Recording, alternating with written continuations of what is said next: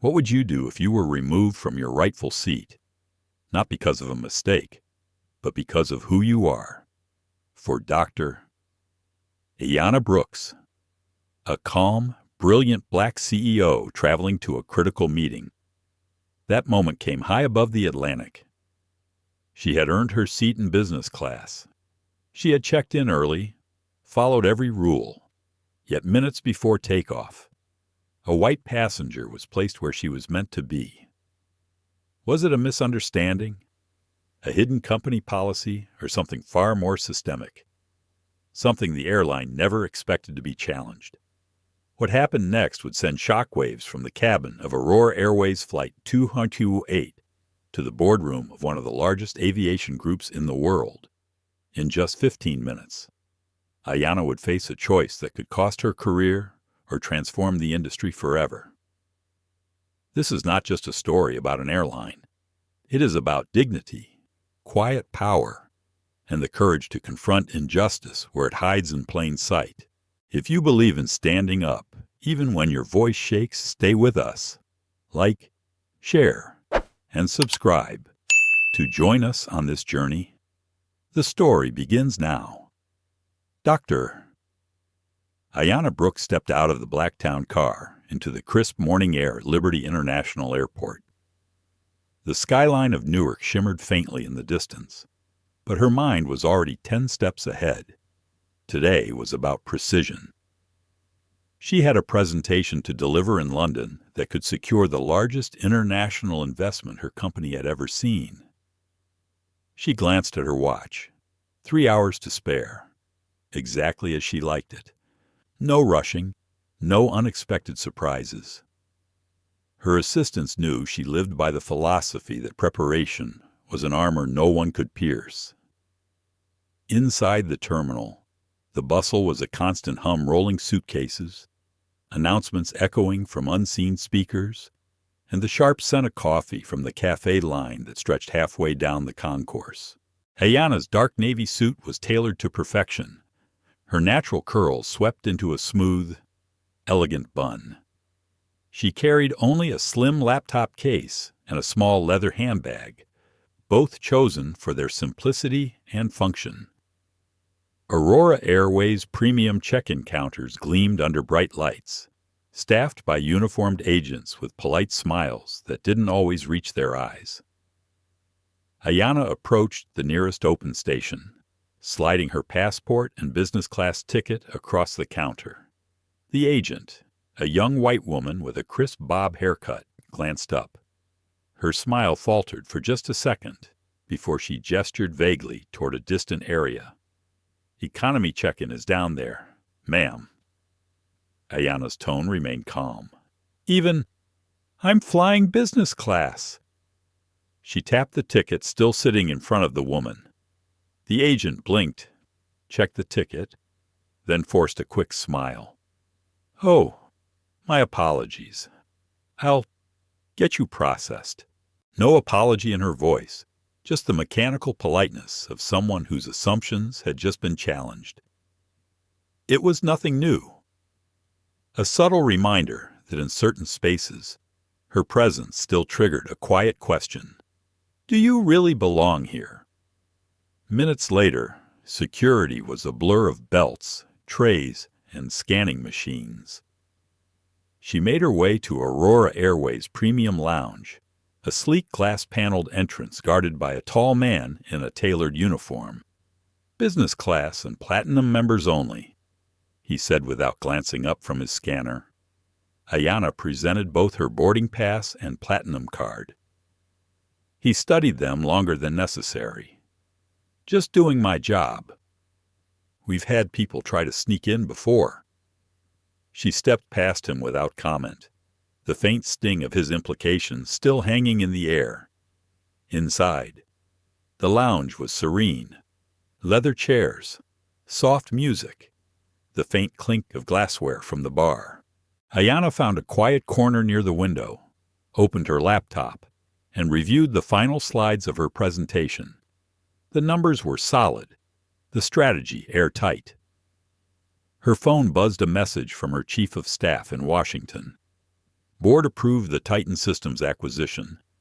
Congratulations. Her lips curved into the smallest of smiles. Titan's assets would make Vanguard Cyber Systems the undisputed leader in North American cybersecurity. Few outside her inner circle knew about the acquisition yet. The timing was deliberate. When the boarding announcement came, she gathered her things and walked toward Gate A-17.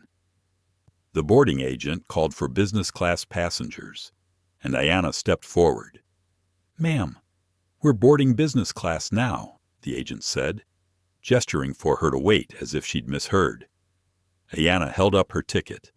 "I am business class." A quick glance at the ticket, then a curt nod. "Oh, go ahead. On board." Her seat 2A was a spacious window seat with a clear view of the tarmac. She placed her laptop bag overhead, settled in, and adjusted her seat. Around her, other passengers were being offered glasses of champagne. The flight attendant in her section, Claire Whitman, passed Ayanna twice without so much as a greeting. When Ayanna pressed the call button, Claire appeared with a thin smile. "Is there a problem? I'd like the pre-departure champagne," Ayanna said evenly. "Of course," she returned moments later, not with champagne, but a glass of orange juice. "Enjoy," Claire said, moving on without explanation. Ayanna's fingers tightened slightly around the glass. She didn't drink the juice. 15 minutes later, just as the final boarding call echoed over the intercom, a tall man in a tailored gray suit strode into the cabin. Preston Hale, even if she hadn't recognized his face from industry events. His manner announced him before he spoke brisk, assured, utterly certain the world bent to his convenience. He stopped at her row, glanced at his boarding pass, and then at her. "I believe you're in my seat." Ayanna kept her voice level. "This is 2O, my assigned seat." She held out her ticket for him to see. Preston didn't look at it.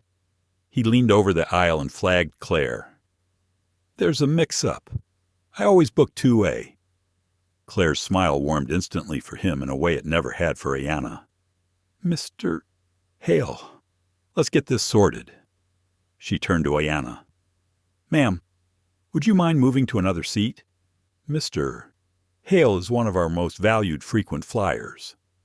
"My ticket is for this seat," Ayanna replied. "If there's been a double booking, the airline can find him another seat in business class." Preston's jaw tightened. "I have an important meeting right after landing. I need this seat." Claire lowered her voice, as if offering a special favor. "We can move you to economy and refund the fare difference." Ayanna studied her for a moment. "That won't be necessary," she said. "I booked this seat for a reason. I have important business in London as well." The aisle began to clog with boarding passengers.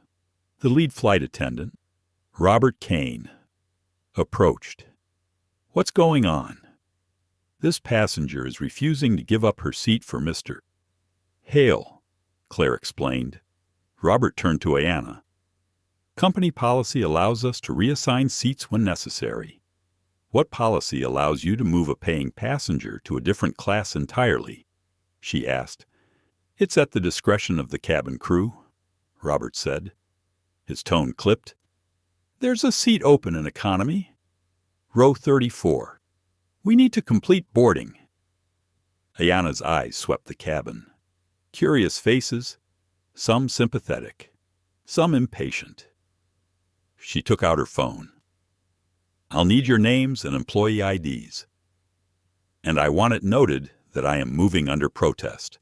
"That won't be necessary," Robert said quickly. "Claire will help you relocate." Preston slipped into 2A before Ayanna had even stood up, murmuring, "Thanks for understanding," without looking at her.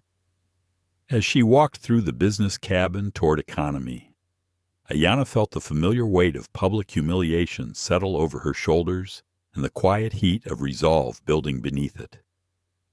Row 34 was wedged deep in the rear of the plane, where the ceiling felt lower and the air heavier.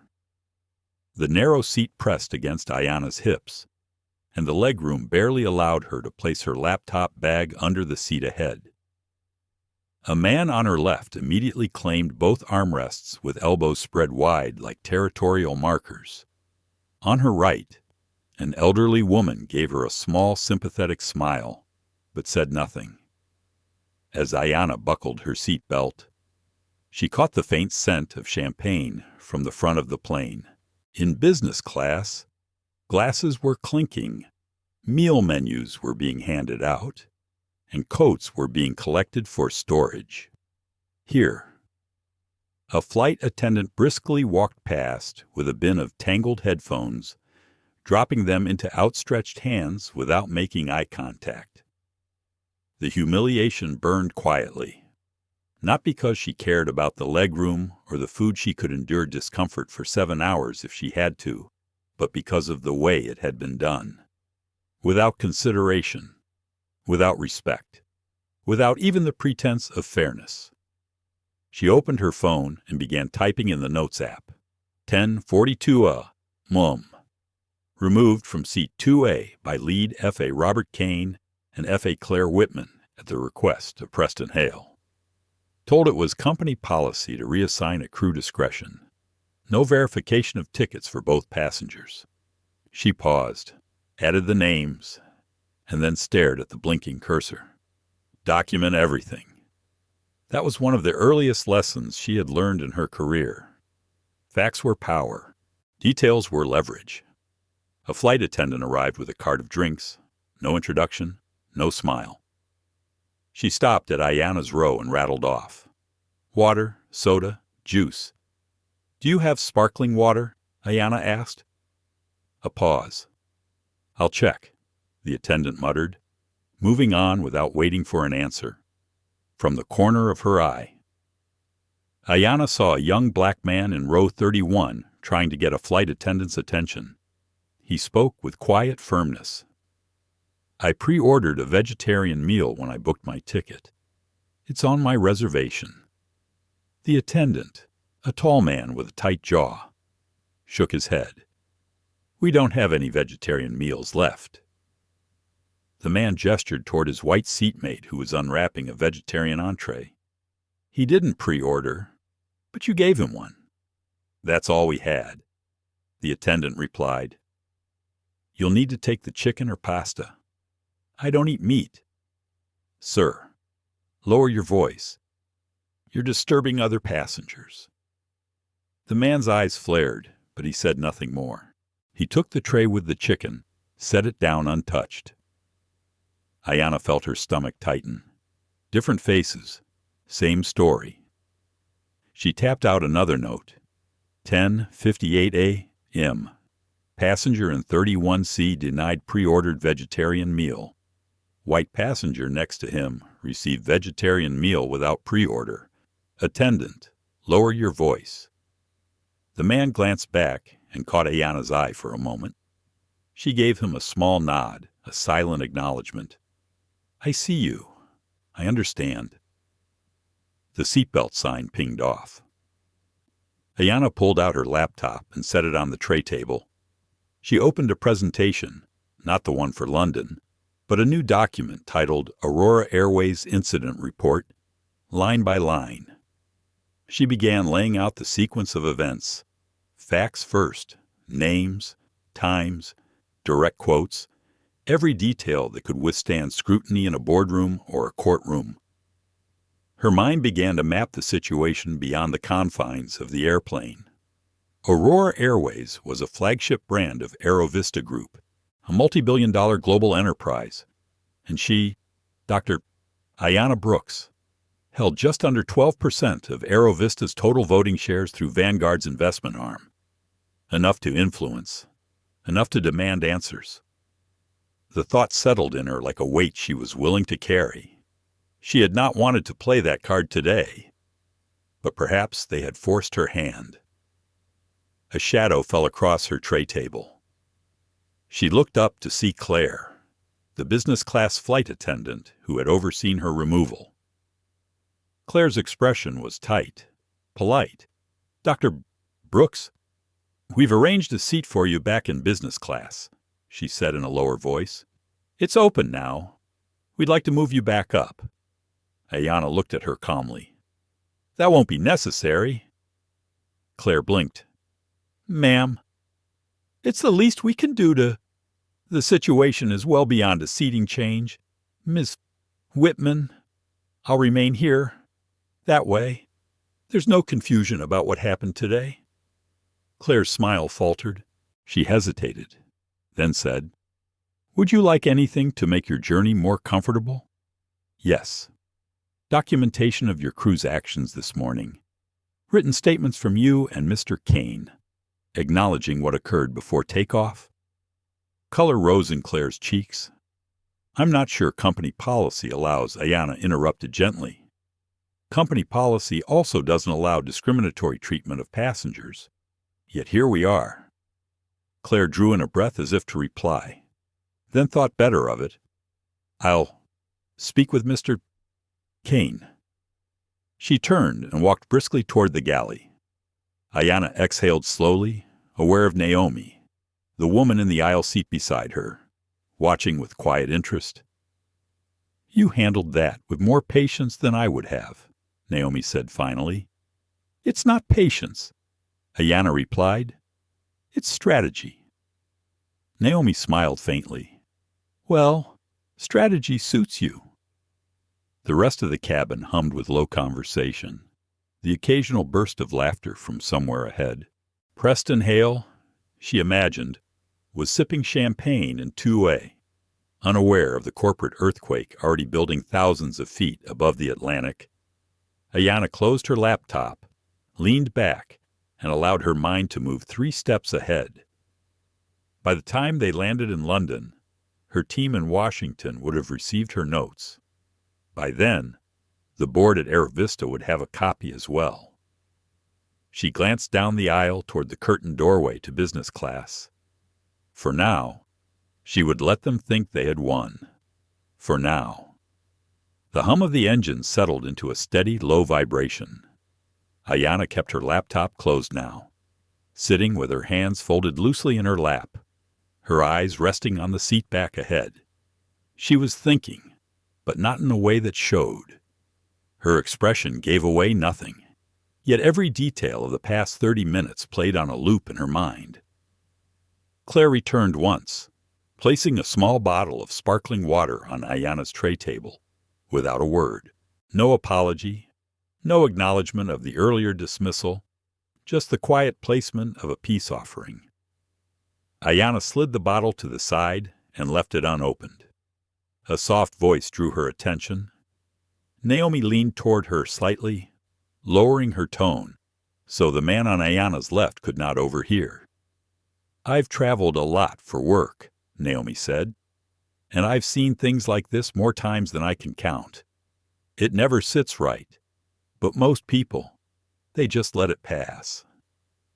Ayanna met her gaze, and you, Naomi, hesitated. "Sometimes I speak up. Sometimes I don't. Depends on whether I think it will help or just make things worse." Ayanna nodded slowly. She understood. The calculus of confrontation was never simple, but the difference today was that she had tools, resources, and a platform most people did not. She could make it matter. Meal service began in the economy cabin about 45 minutes later. The cart rattled down the aisle. Metal trays stacked in narrow slots. A young attendant stopped at their row. Her tone clipped, but polite enough. "Chicken or pasta?" Ayanna asked. "What are the ingredients in the pasta?" The attendant shrugged. "Some kind of tomato sauce." Naomi asked for pasta. Ayanna did the same. The tray landed on her table with a dull thud, the sauce already congealed under the plastic lid. As she peeled it back, a glob splattered onto the cuff of her sleeve, dark red against navy wool. "Oh, sorry," the attendant said, though her voice carried no weight. She handed Ayanna a single thin napkin before moving on. Naomi reached into her tote and pulled out a packet of tissues. "Here, that stain will set if you leave it." Ayanna dabbed at the fabric, feeling the warmth of irritation behind her ribs. "I am meeting with 50 investors tomorrow morning in this suit," she murmured. "That's awful," Naomi said. "You should complain." Ayanna's eyes softened, but her voice stayed cool. "I will, but not to customer service." The turbulence started about an hour later. The aircraft jolted sharply, seatbelt signs flashing on with a chime. Overhead bins rattled. A drink cart somewhere in the aisle banged against a seat. The captain's voice came over the intercom, instructing everyone to remain seated and belted. Ayanna watched Robert Kane move through the forward cabins, checking on certain passengers. She noticed a pattern instantly. He stopped at every white face in the front section, leaning in to offer reassurances, but passed by passengers of color without even making eye contact. She added another line to her growing report. 12, 12, P. Lead FA checked on white passengers during turbulence, bypassed passengers of color in same section. When the air smoothed and the signs went off, the hum of conversation returned. A few rows ahead, the black man from earlier was speaking to a different attendant, his voice edged with disbelief. "You had vegetarian meals all along. You just didn't give me one." The attendant's answer was low and defensive, but Ayanna caught fragments. "Not my fault. Not enough. You'll have to write to the airline." The man sat back, shaking his head. His white seatmate looked away, pretending to focus on his phone. Ayanna made another note. 6 separate incidents of disparate treatment, all within the same flight. And this was just what she could observe from her seat. By now, Naomi had seen her jotting down every detail. "You're building something," she said. Ayanna's voice was quiet, but sure. "I am." The hours stretched. Cabin lights dimmed. Ayanna closed her eyes, not to sleep, but to think. The scene at the premium counter, the lounge, the boarding hesitation, the pre-departure drink that never arrived, the seat reassignment. Each one alone could be dismissed as an oversight. Together, they formed a pattern too consistent to ignore. Somewhere ahead, Preston Hale was likely enjoying a second or third glass of champagne, completely unaware of who exactly he had displaced. She almost smiled at the thought, not a smile of amusement, but of inevitability. The day would come, sooner than he imagined, when the balance would tip. The quiet was broken when Robert Kane appeared at their row. He crouched slightly, addressing Ayanna with an unfamiliar tone of careful respect. "Dr. Brooks," he said, "we've arranged a written apology from the crew for this morning's mix-up. We'd also like to extend a complimentary voucher for future travel." Ayanna looked at him steadily. "I will accept your apology when it's given, without the motivation of fear. As for the voucher, keep it. I didn't ask for a free flight. I asked for fairness." Robert's throat bobbed as he swallowed. "Is there anything we can do to make your remaining flight more comfortable? You can ensure every passenger here receives the service they paid for," she said. "That would be a start." He straightened, gave a stiff nod, and moved away. Naomi glanced sideways. "You didn't raise your voice once. That's impressive." Ayanna's gaze drifted toward the curtained section that separated them from business class. "Raising my voice isn't the point. Making sure they hear me is." The minutes ticked by toward their crossing of the Atlantic. The aircraft felt quieter now, though Ayanna suspected it was just the weight of awareness settling over the crew. They knew. Word had spread. And while they didn't yet understand the scale of their mistake, They were starting to feel the edges of it. She opened her laptop one last time before the captain's call for electronics to be switched off. The incident report was now 6 pages long, complete with timestamps, names, and a summary of each event. She saved the file locally and on an encrypted drive, then closed the lid with a quiet click. Outside the window, the sun had shifted, casting the wing in pale gold. Ayanna stared at the light for a long moment, her face calm, her heartbeat steady. This was no longer about a single seat or a single passenger. It was about a culture that thought this was acceptable, a system that allowed it to happen without consequence. In the silence of row 34, Ayanna Brooks began to plan not just her next move, but the reckoning to come. The cabin was hushed now except for the low mechanical hum beneath the floor. Somewhere up ahead, the curtains to business class rustled as a flight attendant passed through, her steps muffled against the carpet. Ayanna watched, not for the attendant, but for the subtle rhythm of who was being served and who was being overlooked. It was a pattern she could not unsee. From her seat in row 34, she had a partial view of the forward galley when the curtain was left slightly open. A white passenger in the third row of economy waved casually, and within moments a flight attendant brought him an extra snack and a fresh cup of coffee. Moments later, Ayanna saw a woman of South Asian descent try the same, only to be told they had run out. Ayanna knew they had not. She had just seen a tray of snacks placed on the counter behind the galley partition. She tapped another note into her phone. Patterns like this were important. They showed consistency, not coincidence. Naomi leaned slightly toward her. "You're still writing, observing," Ayanna said softly. "Patterns speak louder than isolated moments." Naomi gave her a look of interest. "So you've done this before?" Ayanna's mouth curved slightly. "I've been in enough rooms where people pretend the truth is a misunderstanding. Documentation makes it harder to dismiss." She returned her gaze to the aisle just as a black couple, 3 rows ahead, tried to flag down a passing attendant for water. The attendant nodded vaguely, but continued down the aisle without stopping. 10 minutes later, Ayanna saw her hand a bottle to a white passenger 2 rows behind them. The tension under her calm surface tightened another notch. This was not the erratic behavior of one inattentive crew member. It was a pattern embedded in the way service was being distributed. Who was acknowledged promptly, who was made to wait, who was told no.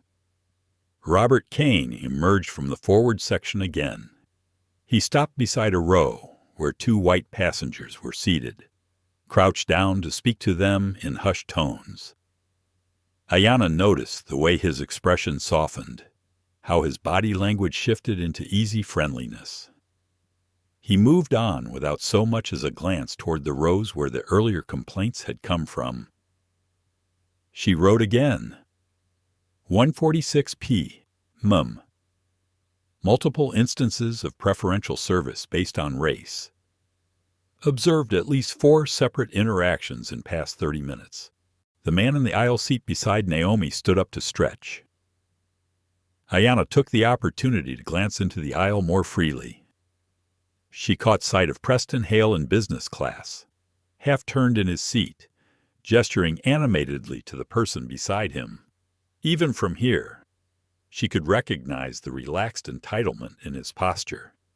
He looked utterly comfortable, untouched, unaware. She thought of the moment at boarding when he had walked up, confident that simply stating, "I always book this seat," was enough to displace her. She wondered how many times that assumption had gone unchallenged in his life. The seatbelt sign chimed on again as they entered another pocket of turbulence. Passengers settled back, securing drinks and devices. Ayanna kept her eyes forward, but her mind was in motion. She imagined the boardroom at Aerovista Group headquarters.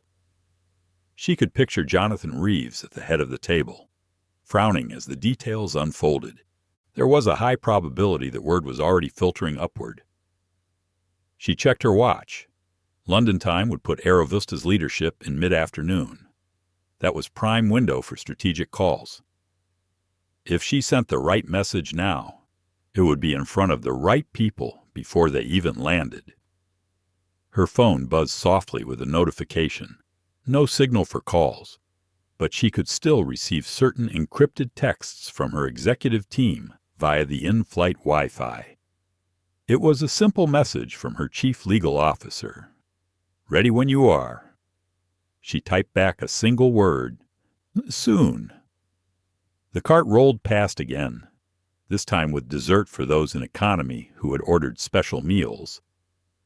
Ayanna noticed the man from row 31, the one denied his vegetarian meal being skipped entirely. She glanced toward the cart and saw there was still dessert on it. She made another note. The repetition of these small inequities was as loud to her as any shouted insult. She thought of the investors she would meet in London, of the meticulous preparation she had done for that meeting. Here, in this cabin, none of that mattered. She was not seen as a person of accomplishment, only as someone they could move without consequence. Naomi had been quiet for a while, but now she spoke again. "Whatever you're planning, I hope it shakes them." Ayanna regarded her for a moment. "I'm not planning to shake them. I'm planning to restructure the ground they're standing on." Naomi's brows lifted slightly. "That sounds big." "It has to be," Ayanna replied. "Otherwise it will just happen to someone else next week." The turbulence eased and the seatbelt sign went off. Claire appeared from the front, walking quickly toward the back. She avoided Ayanna's gaze, but Ayanna caught the flicker of uncertainty in her face. The shift in their behavior had already begun. They were feeling the first hints of a current they did not yet understand. Ayanna closed her phone and folded her hands in her lap. She had what she needed for now. The next step would come soon enough. Through the small oval window, the endless gray blue of the Atlantic stretched beneath them. Somewhere far ahead was London, where meetings and headlines and board decisions waited. But here, in this cabin, the quiet work of observation continued. Ayanna did not need to raise her voice. She only needed to see clearly, and to ensure that what she saw could be proven. The truth was assembling itself line by line, timestamp by timestamp, in a file that would soon land in inboxes capable of ending careers. For now, she sat back, adjusted her seatbelt, and let the plane carry her forward. The curtain to business class swayed again, and this time Robert Kane stepped through with the deliberation of someone who had made a decision, but was not entirely sure it was the right one. He moved down the aisle slowly, scanning the rows, his gaze landing on Ayanna. She met his eyes without flinching. When he reached her row, he crouched slightly, the same way he had earlier. But there was a shift in his tone now. Not deference exactly, but caution. "Dr. Brooks," he began. "I wanted to follow up on our earlier conversation." Ayanna closed her laptop with a soft click. "Go ahead." "We take your concerns very seriously," he said. "I understand this morning's seat change caused you considerable inconvenience. I want to assure you there was no intention to—" "To what?" Ayanna's voice was calm, even gentle. "No intention to single me out. No intention to disregard the ticket I paid for. No intention to place me behind a curtain where I would be ignored for most of the flight." Robert's mouth opened, then closed. He shifted his weight. "We make operational decisions based on a variety of factors. Sometimes those decisions are imperfect. Imperfect is a computer glitch that assigns a duplicate seat." Ayanna replied, What happened today was deliberate. Robert glanced at Naomi, then back at Ayanna. I'm prepared to file an internal report. I have already filed one, she said. His brows drew together slightly. You mean you've contacted customer relations, Nuwan? Anna said, leaning in just enough that her voice stayed low. I mean the Aero Vista Group Board of Directors. The words landed like a dropped weight. Robert's eyes flickered, searching her face for some sign she was bluffing. You've contacted the board. Not yet, Ayanna said, but they will have my report before this flight touches down in London. Robert's gaze darted toward the front of the plane, as if he could see through the bulkhead to the captain. You have a relationship with the board. Ayanna's expression did not change. I am the largest individual voting shareholder of Aero Vista Group outside of Jonathan Reeves himself. I have sat at that table for 6 years. The color drained slightly from Robert's face. I see. I don't think you do, Ayanna said. But you will. Behind him, Claire had emerged from the galley. She caught the end of Ayanna's words and froze. Her eyes moved between Robert and Ayanna, her lips parting as if to speak, then closing again. For a moment, the two crew members exchanged a glance not one of solidarity, but of shared apprehension. Naomi, seated beside Ayanna, kept her gaze fixed on the small paperback in her hands, but the corner of her mouth betrayed the faintest trace of a smile. Robert straightened slowly. If there's anything we can do to improve the remainder of your flight, you can start, Ayanna said, by offering the same level of service to every passenger in this cabin, regardless of skin color. Robert nodded once, curtly, and stepped back into the aisle. He walked toward the galley, Claire falling into step beside him. Their voices were low but tense. Naomi turned her head slightly. That was something. That was necessary, Ayanna said. Sometimes you have to remind people where the real authority sits. It did not take long for the ripple to spread. Ayanna noticed the change almost immediately. The next time the drink cart came down the aisle, the attendant smiled at every passenger. The black couple, 3 rows ahead, were served promptly, their water bottles delivered without delay. The man in row 31 received a dessert plate at last. It was not sincerity. Ayanna knew. It was self-preservation. But for the moment, the result was the same.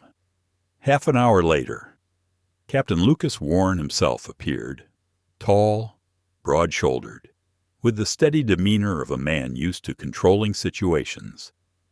He approached Ayanna's row with an air of measured professionalism. Dr. Brooks, he said, inclining his head slightly, I understand there was an issue with your seating this morning. I want to apologize personally for any inconvenience. Ayanna looked up at him.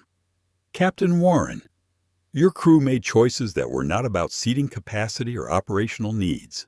They were about who they thought could be moved without consequence. The captain's jaw tightened almost imperceptibly. I will review the incident with my team. I'm sure you will, Ayanna said, and so will the Aero Vista board. For a fraction of a second, something shifted in his eyes. Not surprise this time, but recognition. He knew the name. He knew the weight it carried. Understood, he said quietly. If there's anything I can do personally to address your concerns, you can make sure this conversation is part of your final flight log, Ayanna said. Not a side note, not a casual mention, a formal entry. Captain Warren gave a slow nod. Yes, ma'am. As he walked away, Naomi leaned in. You've just lit a fuse. Fuses are only dangerous if you don't control the timing, Ayanna said. The rest of the cabin felt subtly different now. The attendants moved more deliberately, their eyes darting toward Ayanna's row as if to gauge her reaction to every interaction. The other passengers seemed to sense something had shifted, though few knew exactly what. Ayanna, for her part, was calm. She had not come here to cause a scene, but she had also not come to be erased. And now, the crew knew they were not dealing with an ordinary passenger. They were dealing with someone who could reach into their world and rearrange it from the top down. Through the narrow window, the first hints of land began to appear on the horizon, faint and green against the endless blue. London was coming into view. So was the next stage. Ayanna reached for her laptop once more. There was one final section of the report she needed to write before touchdown, a section labeled Recommendations for Immediate Action. She began to type. The seatbelt sign had just flicked off again when Ayanna's laptop chimed softly, a discreet signal that her secure connection to the Vanguard servers was active. She glanced at the clock on her screen. In London, it was approaching 4 p.m. Right in the heart of the workday. Perfect timing. She pulled up the draft incident report, scanning it for clarity. 6 pages had grown to 9. Names, positions, timestamps, quotes, and a list of witnesses. The tone was factual, clinical even, but the weight of the evidence was undeniable. It was the kind of document that could end careers without needing a single raised voice. Naomi noticed her typing. "You're sending it now." "Not yet," Ayanna said. "There's one more piece I want to add." She closed her eyes briefly, listening to the low murmur of conversation around the cabin. The shift was tangible. Where earlier there had been a casual neglect in the crew's manner, now there was a stiffness, an awareness that every move might be watched. Passengers of color were suddenly receiving faster service, warmer smiles. The change was as telling as the original behavior. Fear had a way of revealing truth. From her peripheral vision, she saw Preston Hale stand in the aisle near the front of business class, stretching and speaking to a crew member with a grin that was just a bit too self-satisfied. He had no idea what was unfolding behind him. She wondered how long it would take for his expression to change when the calls started coming in. The intercom clicked on. Captain Warren's voice was calm but measured. "Ladies and gentlemen, we've received updated weather information for our arrival into Heathrow. There may be a brief delay in landing clearance, but we expect to be at the gate within the hour. We appreciate your patience." Ayanna smiled faintly. She appreciated the captain's composure, but she could feel the undercurrent in his tone. He knew a conversation was waiting for him on the ground, one that would not be easy to navigate. Robert Kane passed through the cabin again, checking seat belts and offering polite, almost deferential nods to passengers. When he reached Ayanna's row, he slowed. "Dr. Brooks," he said quietly, "I've spoken to my crew. I believe we've addressed some of the concerns." "You've adjusted behavior," Ayanna said. "Addressing the cause will take more than a few hours." Robert hesitated. "May I ask, what happens next?" Ayanna met his eyes. "That depends on whether the company chooses to acknowledge the problem or conceal it. I'm giving them the opportunity to do the former. And if they don't, then the board will." His lips pressed into a thin line. He nodded once and moved on. Naomi exhaled softly beside her. "You've got him rattled." "He should be," Ayanna said. "Not because of me, but because of the system he's upholding." The plane began its gradual descent, the engines shifting pitch. Ayanna reached into her bag and pulled out a small leather folder. Inside was a single printed page, her shareholding summary in Aerovista Group. It was a document she rarely carried physically, but in her experience, Paper sometimes carried a presence that digital files could not. She laid it on her tray table, reading the lines she already knew by heart. 12%. Enough to be a voice no one could afford to ignore. Enough to call an emergency session if needed. Naomi glanced at the page, her brow furrowing. Is that? Yes, Ayanna said simply. You're not just a passenger. No, Ayanna said, her gaze steady on the paper. I am part of the company's ownership, and with that comes responsibility. The overhead lights brightened slightly as the crew prepared for landing. Ayanna reopened her laptop, attached the incident report to an encrypted message, and typed in a short directive. For immediate review by the executive committee. Discussion required before close of business today.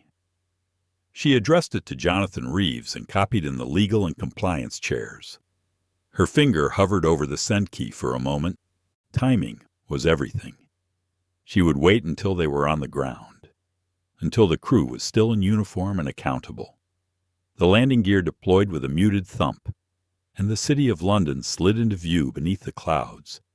Rows of terraced houses, ribbons of road, the silver curve of the Thames. Ayanna felt the familiar mix of anticipation and calculation she always did before an important meeting. The wheels touched down with a shudder, the roar of reverse thrust filling the cabin. As they taxied to the gate, Preston Hale was laughing with a colleague, completely unaware that the next few hours would mark a shift in the trajectory of his comfortable world. When the plane came to a stop and the seatbelt sign dinged off, Robert Kane stood at the front, making the standard disembarkation announcements. His voice was steady, but Ayanna caught the faintest edge in it, the sound of someone acutely aware of who was watching. Ayanna gathered her things calmly, slipping the leather folder back into her bag. Naomi touched her arm. I hope you burn it down, Naomi said quietly. I hope I rebuild it better, Ayanna replied. As the aisle began to fill with passengers retrieving their bags, Ayanna stayed seated. She waited until the business class passengers had cleared, until Preston Hale had walked past without so much as a glance in her direction. Only then did she stand, stepping into the aisle with an unhurried grace. Robert was waiting near the exit door, Claire a few steps behind. Ayanna met both of their gazes. I'll see you again, she said softly. Neither responded. She stepped onto the jet bridge, the cool air of Heathrow brushing her face. In the quiet moment before she joined the stream of passengers, she pulled out her phone, connected to the terminal Wi-Fi, and pressed send. Somewhere in the corporate offices of Aerovista Group, an email was arriving that would change the course of more than one career, and Ayanna Brooks was already thinking about the meeting to come.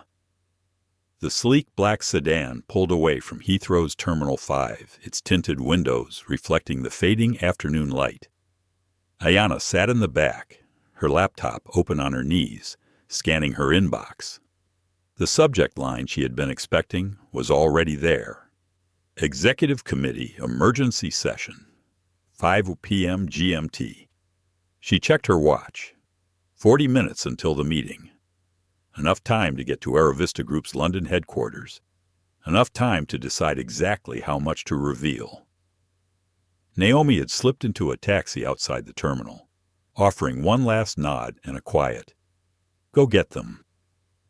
Ayanna had simply smiled. There was no need for more words. The ride into the city moved quickly, the driver cutting through late afternoon traffic with practiced efficiency. Ayanna used the time to review the faces of the executive committee, their histories, their alliances. Jonathan Reeves at the head measured, strategic but fiercely protective of the brand. 3 long-standing board members who prided themselves on stability. 2 newer additions, eager to make their mark. And, of course, the operations chief. a man whose career had been built on keeping conflict out of public view. When the car pulled up to the Aerovista Tower, Ayanna stepped out into the cool air, adjusting the cuff of her blazer. Inside, the lobby was all glass and marble, polished to a mirror sheen. The receptionist looked up, her eyes widening slightly before she composed herself. "Dr. Brooks," she said, "they're waiting for you on the 22nd floor." Ayanna took the elevator up, the soft hum of the motor the only sound. As the doors slid open, the receptionist outside the boardroom gestured her in. Inside, the long table gleamed under recessed lighting. Jonathan Reeves was already seated at the head, his silver hair perfectly combed, his expression neutral but watchful. Around the table, the others shifted slightly in their seats as she entered. "Dr. Brooks," Jonathan said, his voice calm. "We received your report." "I trust you read it," Ayanna replied, taking a seat midway down the table. Jonathan tapped the folder in front of him. "Every word. And I think you know the gravity of what you've presented." "I do," Ayanna said. "And I also know this is not an isolated incident. The report I sent reflects only one flight, but the pattern runs deeper. I've seen enough evidence, even before today, to believe systemic bias is baked into our customer service culture." One of the longer-serving board members, Margaret Cole, leaned forward. "Dr. Brooks, accusations like that carry consequences. We have to consider the public reaction." "That's exactly why I am here," Ayanna said evenly. "Because the public will react. This will not stay quiet. The difference is whether we act now or wait until we are forced to react." Another voice cut in, Victor Hensley. "The operations chief. With respect, we cannot base sweeping policy changes on a single passenger's perspective." Ayanna met his gaze steadily. "When that passenger owns 12% of the company, you can—" A faint ripple moved around the table. Jonathan's mouth twitched into something almost like a smile, though his eyes stayed sharp. "You have a proposal." "I assume," he said. "Yes," Ayanna replied. She tapped her laptop, sending a document to the central screen on the wall. 3 immediate actions. 1. An independent audit of all in-flight service practices, including demographic analysis of customer complaints. 2. Mandatory bias and equity training for all customer-facing staff, with completion tied to performance reviews. 3. A public commitment from Aerovista leadership to implement findings transparently. Margaret's lips pressed together. "That will not be inexpensive." Ayanna turned to her. "Neither is a class action lawsuit. Neither is a brand collapse. And neither is rebuilding trust once it is gone." Victor's jaw tightened. "Do you expect us to discipline an entire crew based solely on your word?" "No," Ayanna said.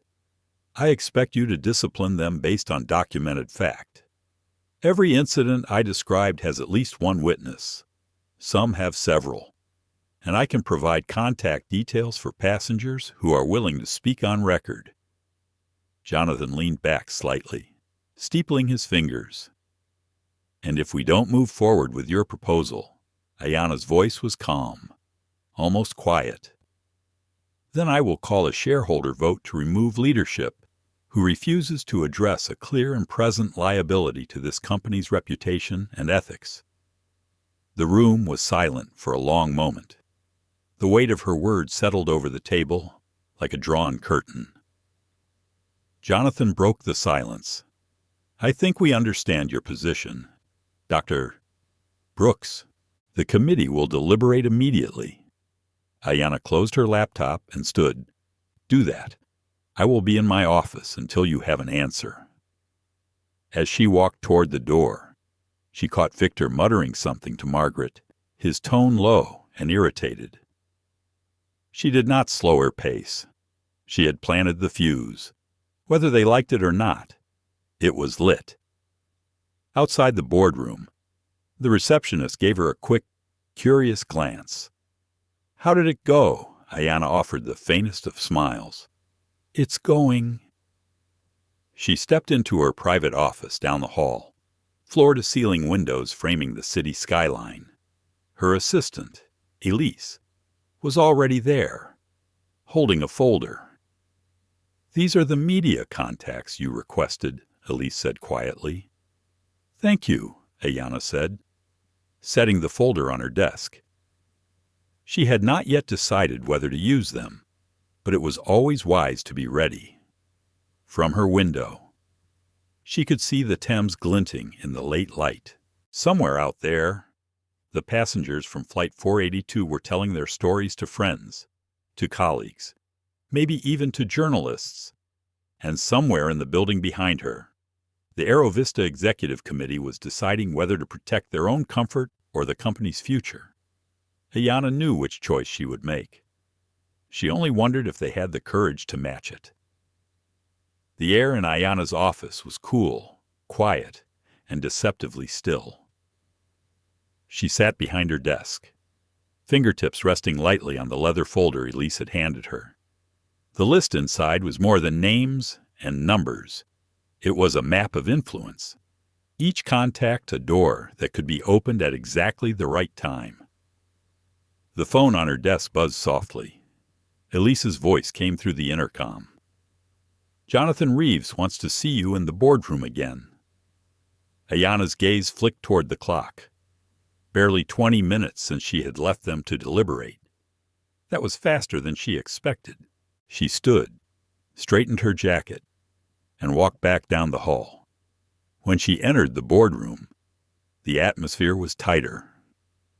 Jonathan sat with his elbows on the table, hands clasped, eyes steady on her. Margaret Cole looked as if she had been chewing on a lemon. Victor Hensley's jaw was clenched, his knuckles pale against the arm of his chair. "Dr. Brooks," Jonathan began, "the committee has reviewed your report and your recommendations. We are prepared to move forward with 2 of your 3 proposals immediately. The independent audit will begin within the week, and bias training will be mandatory starting next quarter." "And the third?" Ayanna asked. Jonathan's mouth thinned. "We are not prepared to make a public statement until after the audit is complete." Ayanna let the silence stretch just long enough to make them uncomfortable. "That is not acceptable." Victor leaned forward. "With respect, public statements carry legal implications. We cannot admit to systemic bias without verifiable data." Ayanna's tone stayed level. "You already have verifiable data. Today's incident is only the most recent. You are choosing to wait not for proof, but for cover." Margaret's voice was sharper than before. "This company has survived difficult press before. We do not need to create more." Ayanna met her gaze. "You're right. You do not need to create more. But you will not prevent it by pretending nothing happened. The passengers on that flight are already telling their stories. Some of them have platforms. All of them have phones. You are already in the press cycle, whether you want to be or not." Jonathan's expression shifted just slightly. He knew she was right.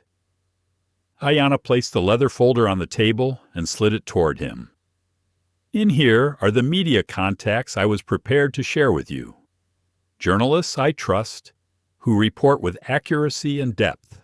You can work with them now, on our terms, or you can face them later, when the story has already been shaped without us." Jonathan rested his hand on the folder but did not open it. "You're putting us in a difficult position." "No," Ayanna said. "I am giving you a choice. That is leverage, not pressure.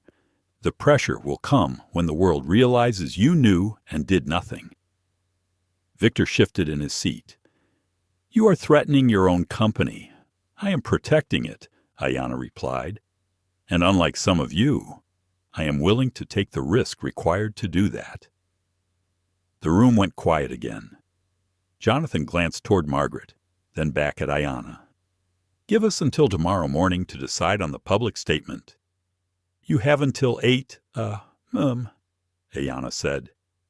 "After that, I will make my own statement." She turned and walked out without waiting for a response. Back in her office, Elise was watching her closely. "They're not happy. They're not supposed to be," Ayanna said. "Comfort is the enemy of change." She sat, opened her laptop, and began drafting 2 versions of a press release, one in the company's name, one in her own. Both told the truth.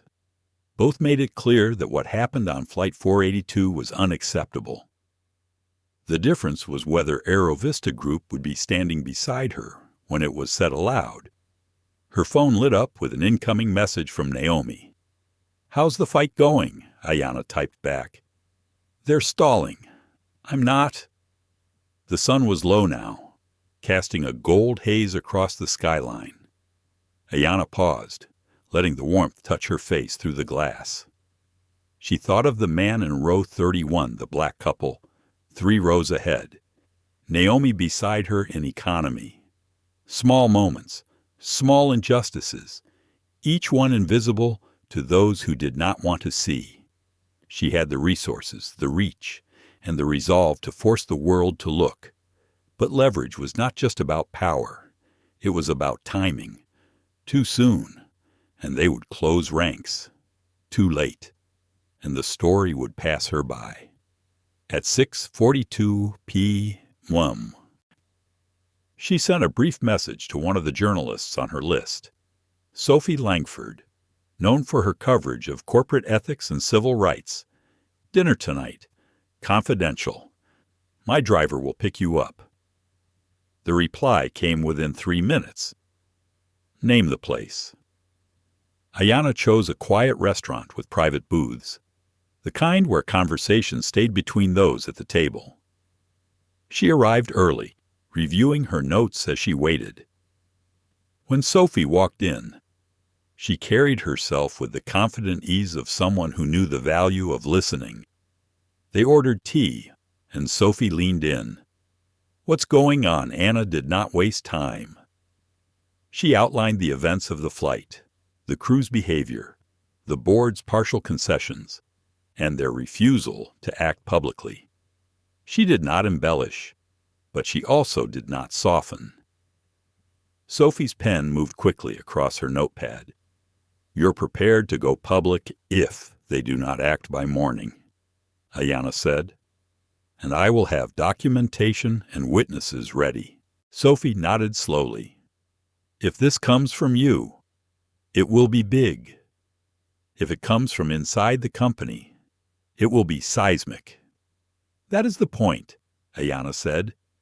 They spoke for another hour, agreeing on the framework of the story and the safeguards for witnesses. By the time Ayanna's driver pulled up outside, she knew the next move was set. In the car, she stared out at the passing lights of the city. Leverage was not about loud moves. It was about placing weight exactly where it would tip the balance. By morning, she would know whether she had to use it. And if she did, the shift would be felt all the way back to the aisles of Flight 482. London was quieter than Ayanna expected when she stepped out of the car in front of her hotel. The night air carried the scent of rain, the kind that softened the edges of neon lights and blurred the reflections on the pavement. Inside the lobby, the hum of conversation was low, muted, as if the building itself understood her mood. Her suite overlooked the Thames. She placed her bag on the desk, loosened her blazer, and stood by the window. Across the water, the lights of the city pulsed against the dark sky. Somewhere, behind closed doors, Aerovista's board members were weighing the cost of admitting fault against the risk of silence. She could almost hear the clock ticking. Ayanna opened her laptop. Two drafts waited on her desktop. One was a company statement, polished, professional, and careful, offering a public commitment to equity and an acknowledgment of the incident on Flight 482. The other bore her name alone, sharper, more direct, and impossible to misinterpret. She clicked open the second file, rereading the opening lines. I was removed from my seat in business class to accommodate a white passenger. I have spent my career building companies that solve hard problems. This, however, is not a problem that requires innovation. It requires honesty. Her finger hovered over the trackpad. This was the nuclear option. She had never used her public voice to call out her own company before. Doing so would send a shockwave through the industry. The phone rang, breaking the stillness. It was Naomi. "You sound like you're still in the fight," Naomi said without preamble. "I am," Ayanna replied. "Then promise me you'll sleep tonight. You need your head clear in the morning." Ayanna smiled faintly. "I will try." They talked for a few more minutes, Naomi sharing updates from friends who had been on the flight. Two had already posted on social media. One video, showing Ayanna being asked to move, had been shared nearly 5,000 times. It was blurry, but the audio was clear enough. Claire Whitman's voice could be heard asking for her boarding pass again, even though Ayanna had already shown it. When the call ended, Ayanna felt the weight in her chest grow heavier. The story was already moving without her. That could be good or dangerous. She set her phone down and began pacing the length of the suite. The city outside seemed restless, like it was holding its breath. She thought of her father, who had worked as a postal clerk for 30 years. He used to say, "Sometimes you have to decide if you want peace or progress. You rarely get both at the same time." Tonight, she knew what she wanted. At 11 p.m. She received an email from Elise. No decision yet. Reeves is still in meetings. That meant they were split. If Jonathan Reeves had the votes, she would already have her answer. Ayanna sat back down at the desk. She opened her contacts, hovering over Sophie Langford's name. One call could set the morning in motion, with or without the board's approval. She could almost hear Sophie's voice. "If you want this to land, we need the morning cycle." Her hand curled into a fist. The temptation to act now was strong, but she knew the board well enough to understand they might be counting on her to overplay her hand. If she moved first, they could frame it as a rogue shareholder, not a systemic problem. Midnight came and went. She made tea, the steam curling into the cool air. Each sip anchored her, pulling her back from the edge of impulsive action. She sat again, this time on the sofa, and let her thoughts drift to the passengers on that plane.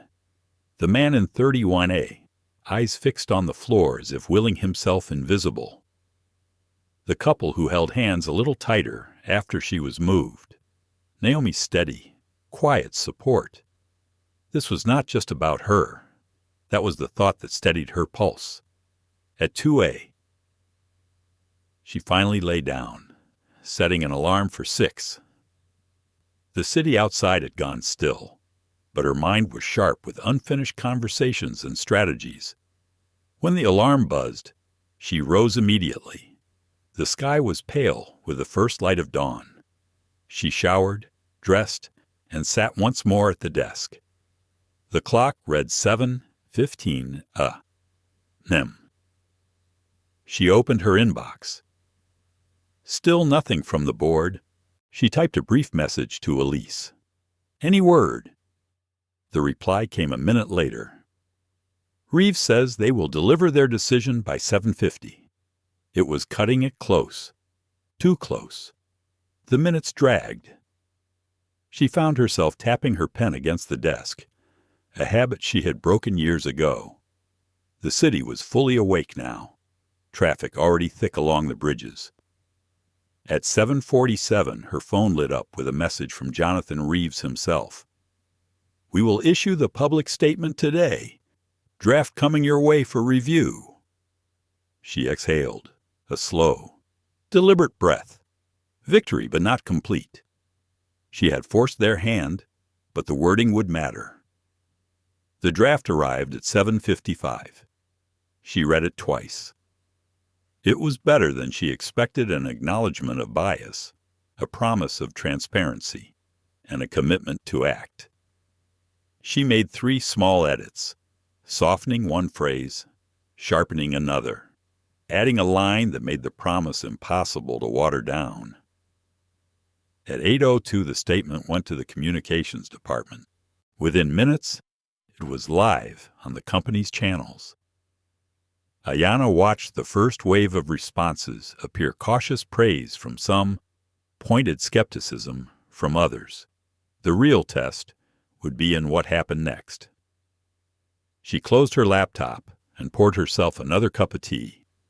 The countdown was over, but the campaign was just beginning.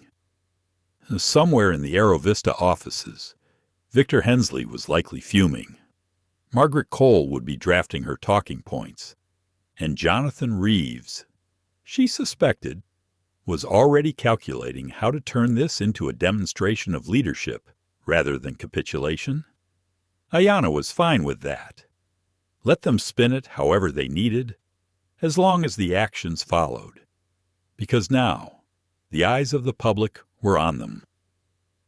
She turned back to the window, the morning light spilling across the Thames.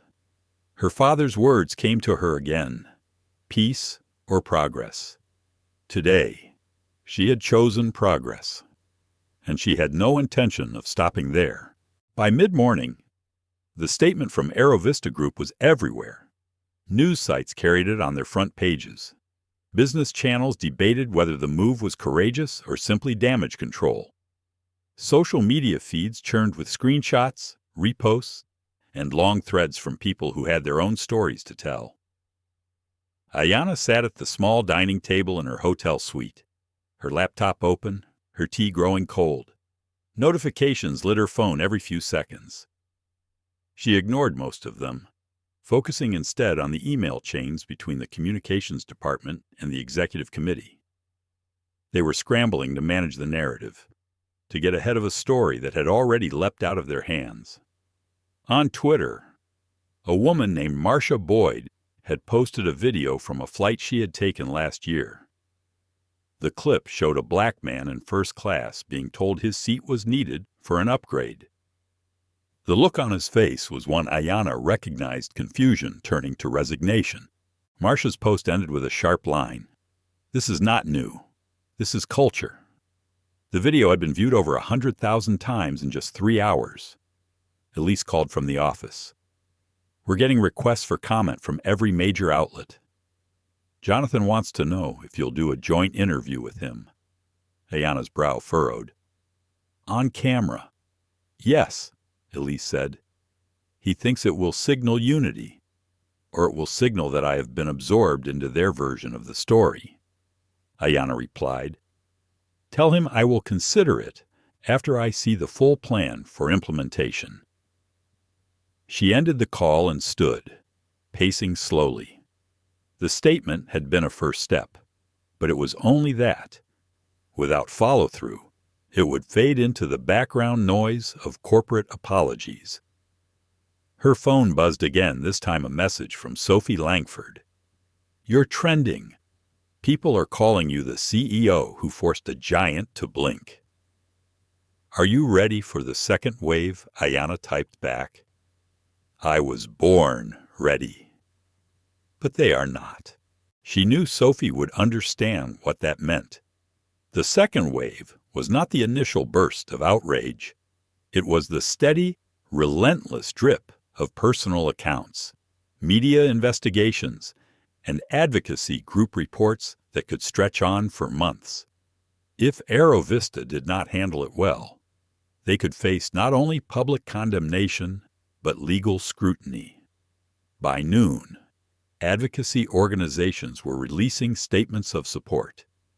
One civil rights group announced they were compiling a database of similar incidents across the airline industry. Ayanna recognized the opportunity. She emailed the director of the group, offering to connect them with her own research team at Vanguard Cyber Systems. At the same time, she knew internal resistance was already building. Inside Aerovista's leadership ranks, there were those who saw her as a disruptor, someone who had made the company vulnerable. She had overheard enough in the past to know that some executives equated stability with inaction. Sure enough, her phone rang again. It was Margaret Cole. "Ayanna, I hope you understand the kind of strain this puts on our internal relationships," Margaret began. Her tone clipped but polite. "I understand it perfectly," Ayanna said. "We have loyal staff who feel their integrity is being questioned. Morale could suffer." Ayanna's reply was measured. "If their integrity is intact, the audit will confirm it. If not, morale is not the problem." Margaret's pause was brief, but telling. "You have a way of making things sound simple." "They are simple," Ayanna said. "They are just not easy." After the call ended, she sat for a moment, staring at the city beyond her window.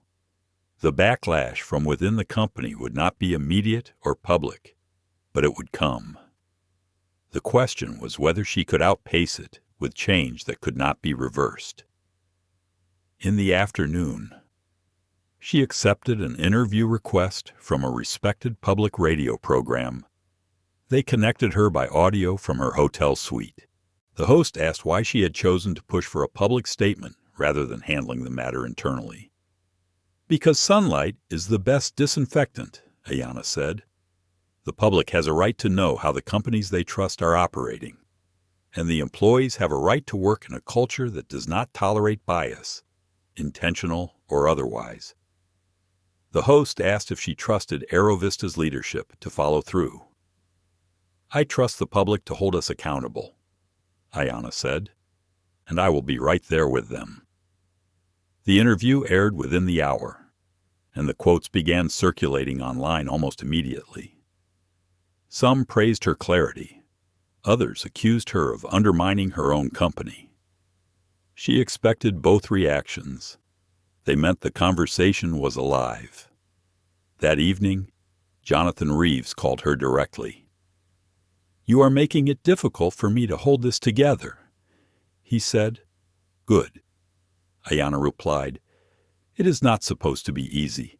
You think the board will keep supporting you if this keeps escalating?" "I think they will have no choice," Ayanna said, "because by the time they realize the scope of this, it will be more costly to remove me than to work with me." There was a long pause on the line. Then Jonathan said, "We meet again tomorrow. Be prepared to discuss your role in overseeing the audit." When the call ended, Ayanna allowed herself a brief moment of stillness. The tide was moving fast now. The fallout was no longer a storm on the horizon. It was the water already at their feet. She stood at the window as the city lights came alive, the reflection of her own face staring back at her in the glass. She thought of the passengers still sending her messages, of the growing network of allies she was building without even setting foot in the Aerovista offices today. This was the point where most people would start to step back, to soften their stance in the name of cooperation. But Ayanna was not most people. She would keep pressing until change was not just promised, but delivered. And if that meant becoming the lightning rod that drew every bolt, she was ready. The boardroom was full when Ayanna arrived the next morning. The long glass table gleamed under the recessed lighting. Jonathan Reeves sat at the head, his hands folded neatly, eyes following her as she walked to her seat. Margaret Cole's expression was tight, her lips pressed into a straight line. Victor Hensley looked like he had not slept. A projector hummed softly, casting an image onto the wall. At first glance, it looked like a spreadsheet rows of flight numbers, dates, and passenger classifications. But the color coding told another story. Jonathan gestured toward the display. Dr. Brooks, as of today, you are officially tasked with overseeing the independent audit. What you are looking at now is a preliminary sample from the investigative team. Ayanna's eyes moved across the data. Patterns emerged instantly. On certain high-capacity routes, passengers of color were moved from premium seating at rates far above their representation on the passenger list. The numbers were not subtle. This is systemic, Ayanna said quietly. Victor shifted in his seat. The data sample is small. We cannot jump to conclusions. Ayanna turned to him. You do not need a full ocean to know the water is salty. This is a pattern, and it is not by chance. Margaret leaned forward. We should be cautious about language until the investigation is complete. Words like systemic carry legal weight. Ayanna met her gaze without blinking. Then it is a weight you will have to carry, because that is exactly what this is. The room fell silent for a moment. Jonathan broke it by clearing his throat. The question now is how we proceed. We have two options. We can work internally to correct this, keeping the findings confidential until we have measurable improvement. Or we can go public now, with the data we have, and take the reputational hit up front. Ayanna leaned back, folding her arms. If you keep this quiet, it will leak. When it does, it will not be your carefully crafted narrative. It will be someone else's. And it will be worse. Victor's voice was tense. And if we go public now, the lawsuits will begin immediately. Ayanna glanced back at the projection. The lawsuits will come either way. The difference is whether you are dragged into them or you walk in through the front door and admit your part. Jonathan's eyes narrowed slightly, as if weighing the shape of her words. You are advocating for full transparency. I am advocating for survival through honesty, Ayanna said. This company has the resources to fix the problem. What it cannot survive is the perception that it refuses to. The meeting continued for another hour, but the tension was no longer subtle. Ayanna could feel the undercurrent of resistance. Some of them feared the public fallout more than the injustice itself. That, she realized, was the true battle. When the meeting adjourned, Jonathan asked her to stay behind. The others filed out, leaving the two of them in the echoing space. You know, he said quietly, if you push this too far, you might not have a seat at this table when it is over. Ayanna regarded him for a moment. Then I will build another table, but I will not sit quietly at one that is rotting. He studied her for a long moment, then gave a small nod. The choice will be put to a vote tomorrow. I suggest you spend today preparing your case. Outside the boardroom, Elise was waiting with a folder in her hand. This just came from the investigative team. You will want to see it. Inside were transcripts of crew interviews from several flights. Some attendants described being told by supervisors to reassign certain passengers when VIP upgrades became available. Many The language was careful, but the implication was obvious. One even admitted off the record that management doesn't like making premium customers uncomfortable. Premium, Ayanna thought, was code.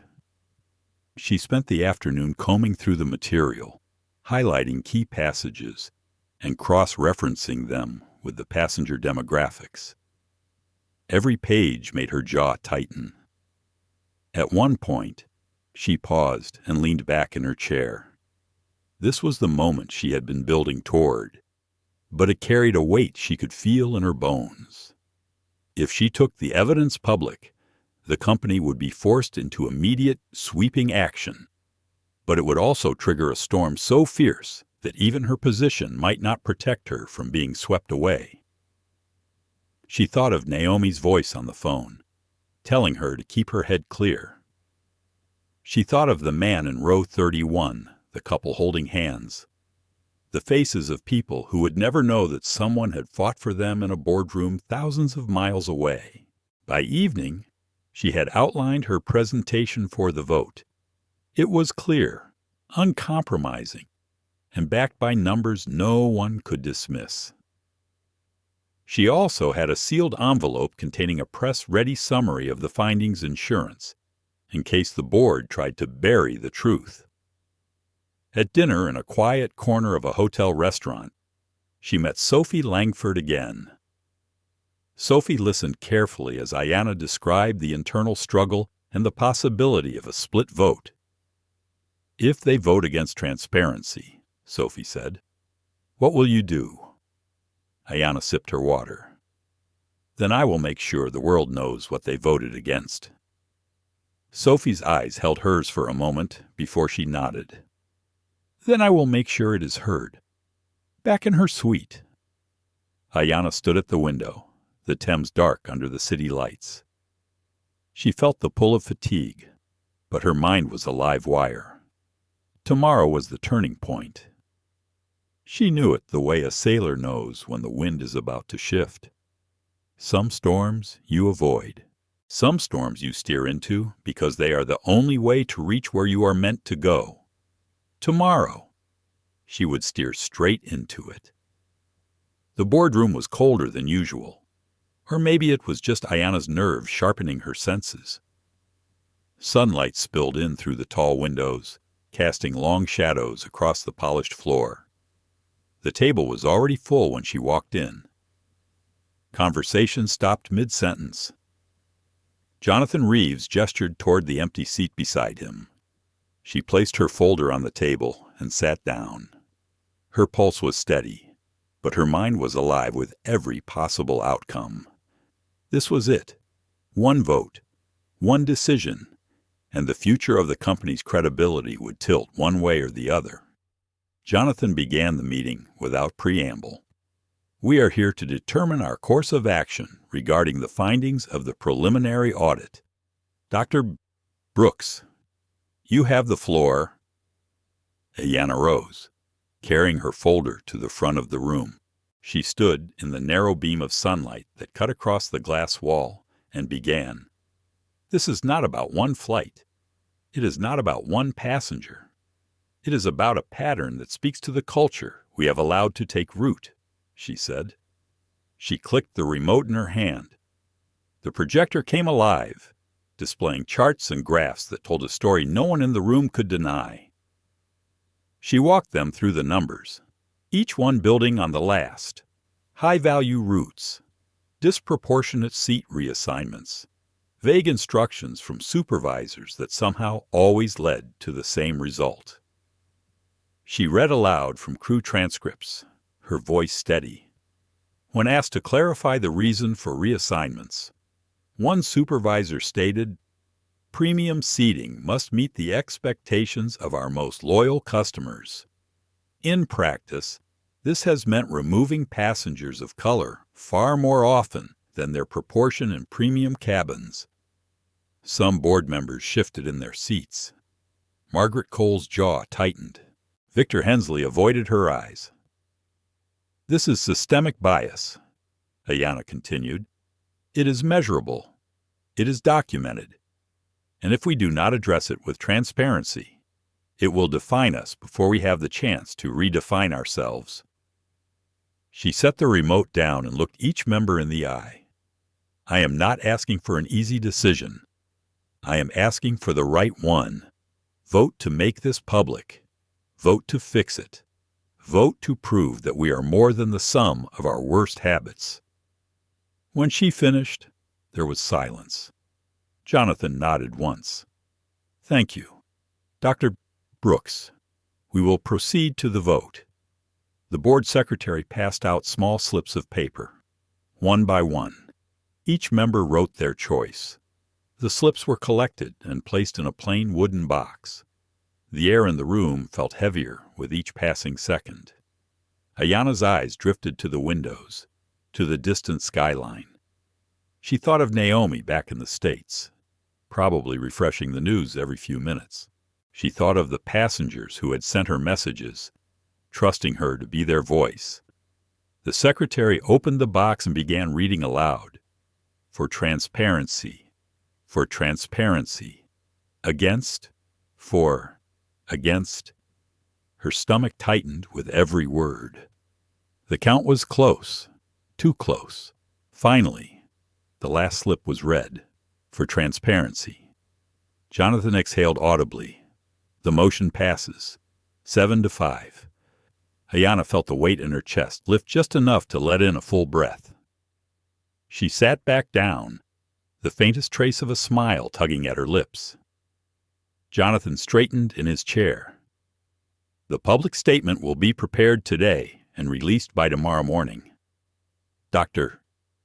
Brooks will oversee the implementation of the reforms and the completion of the full audit. Margaret Cole's voice was cool but restrained. We will support this course of action, though I reserve my concerns about potential fallout. Ayanna met her gaze. Fallout is survivable. Injustice is not. The meeting adjourned, but Jonathan caught up to her in the hallway. You won today, he said, but the fight is just starting. I know, she replied. That is why I came. Back in her hotel suite, she called Naomi. We did it, Ayanna said. Naomi laughed softly. Of course you did. Now tell me the part where you celebrated. Ayanna glanced out the window at the silver ribbon of the Thames. Not yet. There is still too much to do. That evening, she drafted the outline for the public announcement. It would be clear, concise, and impossible to water down. No euphemisms, no vague promises. The statement would detail the findings, the steps being taken, and the timeline for change. She sent it to Jonathan with a note. If this is going out under my watch, it will mean something. By morning, the press release was live. Headlines lit up across media platforms. Advocacy groups praised the decision.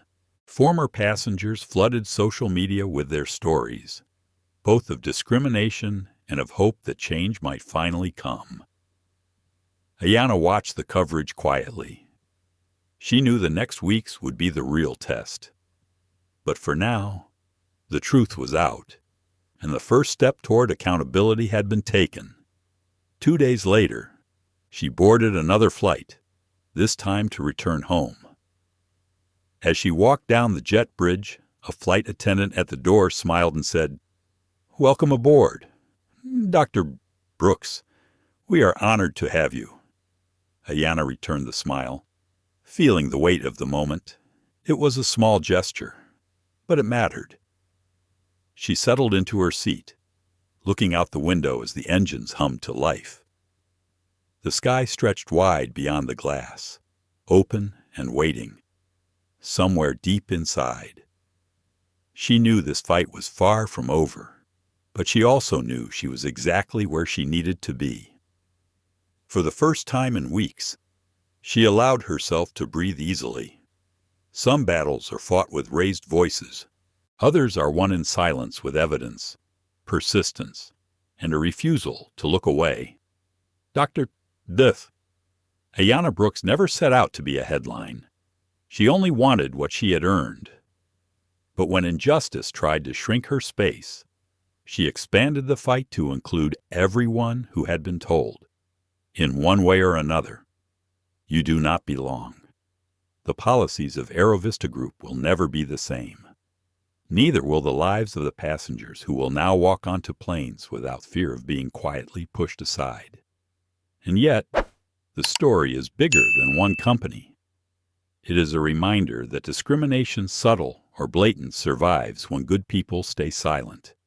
It is an invitation to notice, to speak, and to act. If this story moved you, let it live beyond the screen. Share it with someone who needs to hear it. Let your voice add to the change.